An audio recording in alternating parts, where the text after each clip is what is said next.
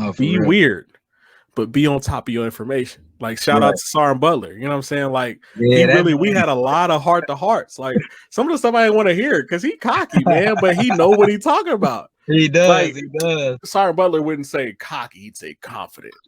Well, you know Right. what I'm saying? But Yeah. you knew for any of the troops, like he was gonna step for y'all. Like even in No, the for sure. background, he was stepping for y'all. He like, hey sir, they doing them bogus. Can we do this? Can we do this? A lot of the leadership changes that you saw like moved around, Right. they were influenced and inspired by him.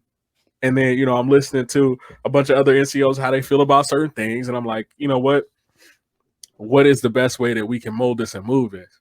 But like Right. I think it's important that you spoke on the truth of like toxic leadership, because Yeah. if there's a problem, that means we can fix it.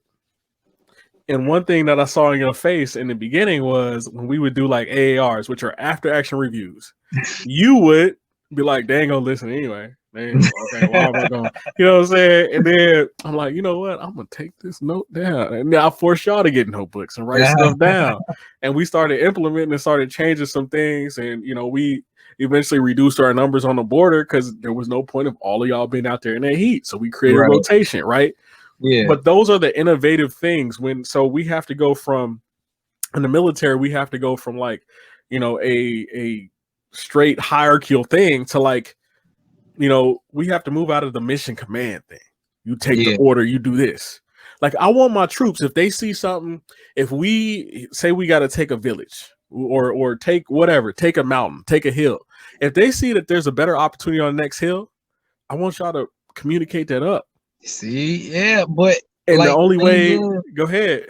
like one of the like, all right, so getting back to the fact of like what's one of the things that I'm looking forward to, like getting out of the military, Mhm. like is just being able to have more of a voice, you know what I'm saying? Yeah. Because while you're in the military, like you said, you want your troops to communicate to you. But another thing is like when you're in, you can't really question too much. Well, Cause and it's you like, can't trust, and here's the truth: you can't trust everybody that you're communicating with, because we knew how yeah, them snakes exactly. was. DMX Exactly. spoke on this before he died. He was like, "Trust a snake to be a snake." Exactly.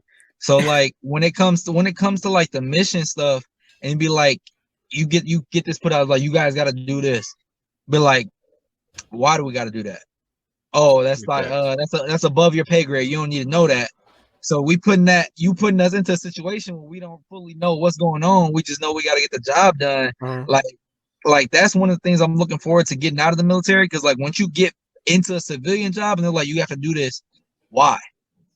They Well, tell you, you know what I'm saying? but I'm gonna Like, caution you. I'm gonna caution you.